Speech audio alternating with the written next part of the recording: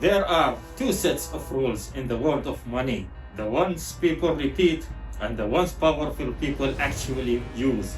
The first set is everywhere. Work hard, save more than you spend, invest early, be patient. And to be fair, these rules are not useless. They are just not the whole story, because the people at the top of the financial pyramid are not building wealth the same way. They told everyone else to build it. They are playing a different game with different rules, different tools, different timing, different moves. And most people go their whole lives without ever being told that clearly.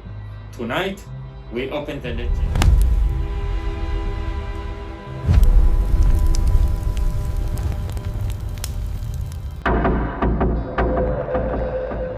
Let us start with the first break in the illusions. Most people still earn money the same way. They give time, they receive income. Work the hours, get paid. Stop working, the money slows or stops. It feels normal because it is common, but it is also fragile. It ties survival to presence, energy to income, time to money, and time is the one resource you can never scale. The ultra wealthy understand this early, or they learn it the hard way. If your income depends entirely on your personal effort, you do not own freedom, you own schedule. This is why they stop trying to be the machine and start trying to own the machine. Businesses, investments, licensing, equity, intellectual property, assets that keep producing even when they are not in the room. This is the first invisible rule. Own things that earn. Stop being the thing that earns. And what makes this darker is not that the rules is hidden in a vault. It is most people are still being trained for a life of earning wages, not building assets. A society full of salary earners is predictable. A society full of assets owners is much harder to control. That difference matters more than most people realize. Most people grow up hearing one version of debt. Debt is dangerous. Debt is burden. Debt is something to escape. And for the kind of debt most people carry, that is true. Credit cards, consumer loans, borrowing for things that fall in value. The second they are bought, that kind of debt drains life. But there is another kind of debt, and the wealthy have used it for generations, not as a trap, as a tool. This is where the game changes. A wealthy investor borrows capital at the lower cost than the return of the asset they are buying. The asset earns more than the debt costs. The gap becomes profit. And because they borrowed instead of selling, they often preserve their position while expanding it. This is leverage. And once you understand that, a darker truth starts to appear. The system punishes earned income heavily, but it does not punish borrowing in the same way. The average person is taught to fear debt.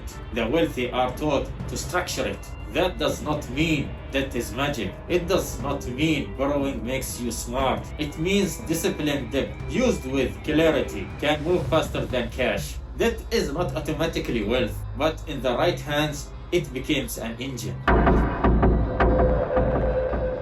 Most people spend time to make money. The wealthy start spending money to protect time. That sounds simple, but it changes everything. The average person does more and more as the life becomes more expensive. More work, more admin, more tasks, more hours just to keep the whole machine running. The wealthy move in the opposite direction. They delegate, they automate, they hire, they remove themselves from low-value tasks as early as they can. Not because they are lazy, because they know something most people feel but never fully say. Time is the real luxury. Not watch, not cars, not branded rooms. Time.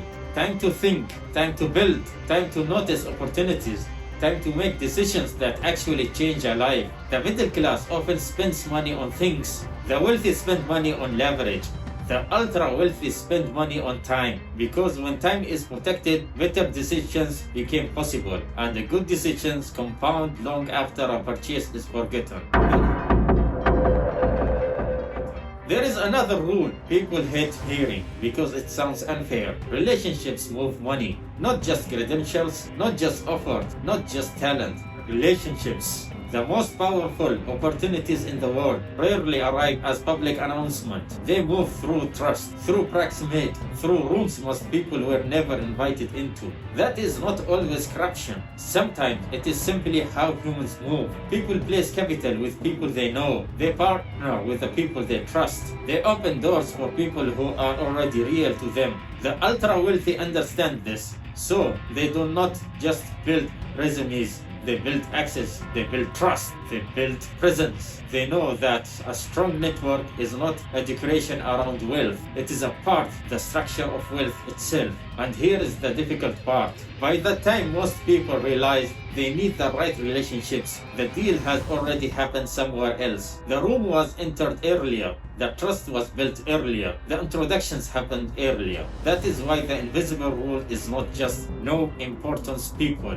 It is this: be trusted before you are needed. This is where deals begin.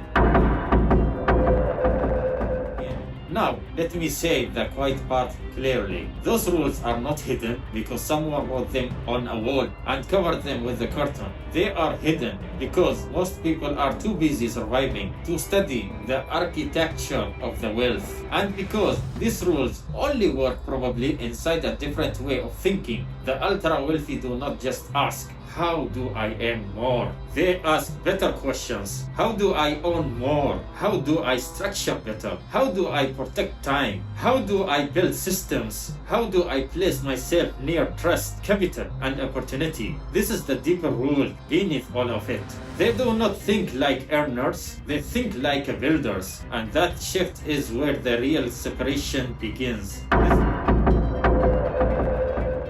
This is not about copying billionaires blindly. It is about finally seeing that wealth follows different rules than the ones most people were trained to obey. Not because hard work is useless, not because saving is stupid, not because patience does not matter, but because those things alone rarely get someone to the top. You do not have to start rich to start thinking differently. You only have to stop assuming the public rules are the full rules. Because every business decision leaves a record, and the people at the top have been writing in that record for a very long time. Now, you can read it too. Which one of these rules do you think most people learn too late? Write it in the comments. And if you want more records they never explain clearly, subscribe to Dark Ledger. Because every business decision leaves a record, and every wealth system does too.